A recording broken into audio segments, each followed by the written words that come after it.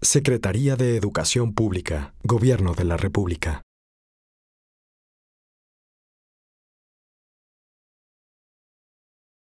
En primer lugar, agradecerles muchísimo a todos los participantes que nos han expresado desde muy distintas perspectivas su visión de cómo va el servicio profesional docente hasta ahora. Me parece que hay hallazgos, afirmaciones, innovaciones de la mayor trascendencia para este componente que es el componente central de esta reforma educativa.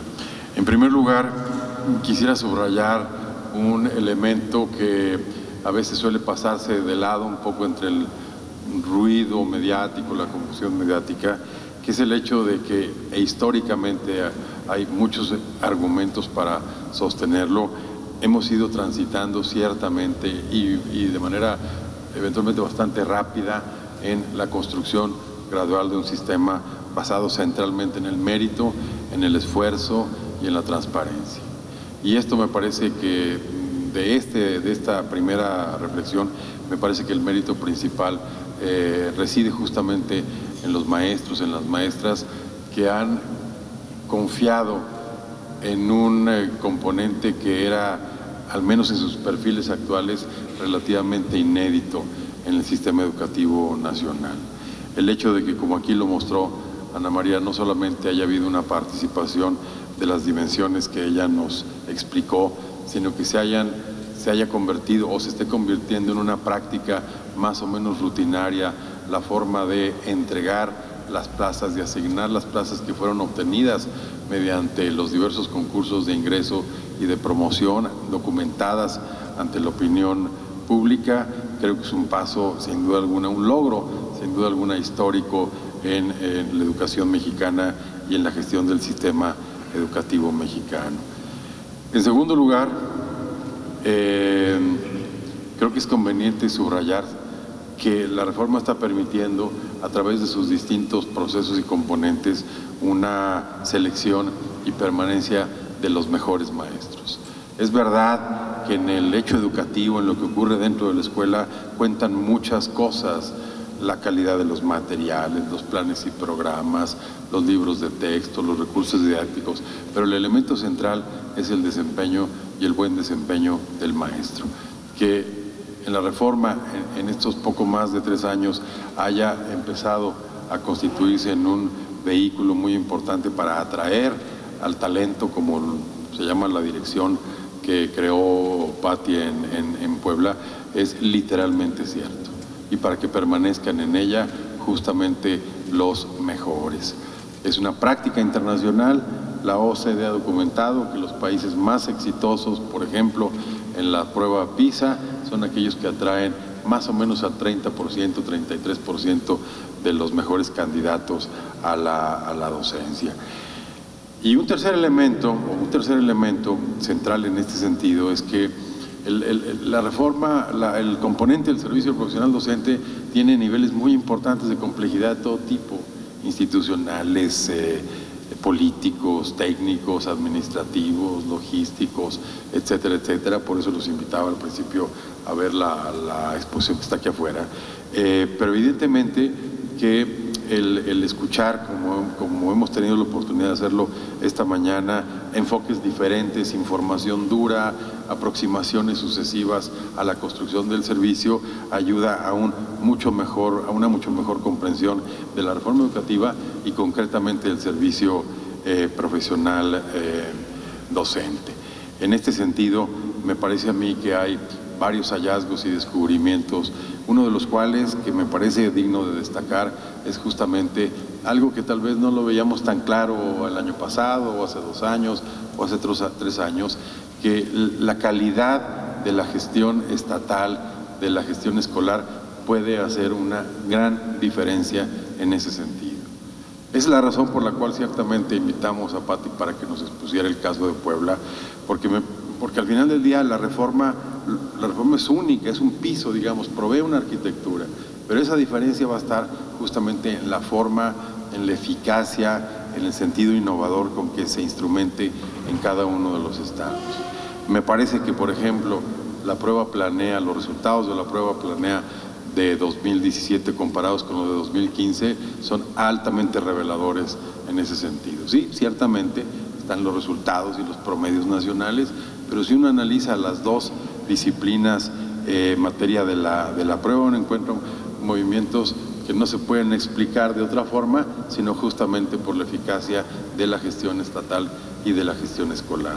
Si mal no recuerdo, 11 estados subieron en lenguaje y comunicación y 18 lo hicieron en matemáticas. ¿Qué fue lo que hicieron esos estados que no hicieron otros que eventualmente bajaron o que tienen resultados todavía muy bajos, algunos de ellos pésimos en verdad? Bueno, aquí hay un ejemplo que nos lo acaba de comentar Patricia Vázquez del Mercado y otros más que me parece a mí que obligan o incentivan a desmenuzar de manera más fina, más puntual, los datos que ahí están. Y en ese sentido, para un país heterogéneo, complejo, descentralizado, tan grande como México y en un sistema educativo de nuestro tamaño, creo que hay una pista de la mayor relevancia en esa dirección. En quinto lugar, tanto los testimoniales de los distintos videos que vimos aquí, como la composición de los números, de la estadística que presentó Ana María, también nos hablan de un avance gradual hacia un verdadero proceso que es técnicamente válido, que es impecable, que es justo y que en ese sentido, en una disciplina, en la naturaleza actual, que va como un proceso en construcción, me parece que también arroja una buena noticia en esa dirección. No de otra forma se entienden, por ejemplo, los resultados de las encuestas que ahí se mostraron. Nomás quisiera recordar dos. Una de ellas, cuando se le pregunta al maestro de menos a más, ¿cuál es la importancia de las evaluaciones? Bueno, pues es claramente que hay una composición muy variada. Al final del día dice, me ayuda para mi desarrollo profesional, me ayuda para mi desempeño en el aula, etcétera, etcétera. Incluso el tercer renglón de la segunda lámina de las encuestas que mostró Ana María, hay un componente, no me acuerdo el porcentaje que alcanza, 20, 25%, que dice el maestro encuestado, dice, porque de esta manera yo puedo tratar o trabajar mucho mejor con mis alumnos. Y se junta con los otros dos que mostró Ana María, el 82% de las respuestas da tres componentes que me parecen de la mayor pertinencia. Que tengamos cifras y que vayamos a alcanzar las cifras que están aquí prometidas por Ana María, espero que va a cumplir. Ella dijo 1.791.000 al final de este año. Creo que es altamente revelador. Se va y se puede hacer todo lo que se quiera hacer desde el punto de vista logístico, etcétera, etcétera, etcétera, pero escuchar testimonios como los de la maestra Liliana, de su experiencia, como hemos escuchado otros, Liliana, en otras reuniones de este tipo, cuando analizamos, por ejemplo, el de la formación continua, me parece que son el mejor ejemplo porque es una validación entre pares. Nosotros podemos hacer este gran esfuerzo técnico, medir, en fin, etcétera, pero desde mi punto de vista el ejemplo es académica, institucional y moralmente muy valioso, y el ejemplo entre pares. Todos los maestros ahí que participaron, que cuentan su experiencia en distintos estados, el del Estado de México y el de no sé dónde, bueno, ahí hay una confirmación, una ratificación que es la mejor respuesta a la animadversión de algunas manifestaciones tangenciales, residuales en contra de esta reforma, como bien citó y recordó el maestro Guevara Nieva. Que de aquí sigue mucho trabajo por hacer, es cierto, y tenemos que consolidar el círculo virtuoso que compone el ingreso, las evaluaciones diagnósticas de desempeño, etcétera, los programas de formación continua, el mejoramiento del desempeño en el aula y los logros de aprendizaje de los alumnos. Y cada pieza, al final del día, tiene sus particularidades, constituyen diseños de política pública distintos, pero todos van en la misma dirección, que es no solamente elevar los logros de aprendizaje de nuestros niños, sino que éste les sirva para la vida y para la movilidad social y económica. Aquí mismo hace 2 o 3 semanas informamos a ustedes y a la opinión pública de los avances en el programa de formación continua. Ciertamente, como lo decía por ahí el video de Gabriela Ramos de la OCDE, hasta hace poco no habíamos logrado encontrarle mayor eficacia, mayor calidad en los programas de formación continua. Ahora sí, en la evaluación de hace 2 o 3 semanas mostramos no solamente las cifras, sino una encuesta de satisfacción, de calidad, respecto de la percepción que el maestro tiene de los cursos que ha tomado y respecto de encontrar correlaciones entre esos cursos y la mejora en su desempeño o en las promociones o en la evaluación del desempeño.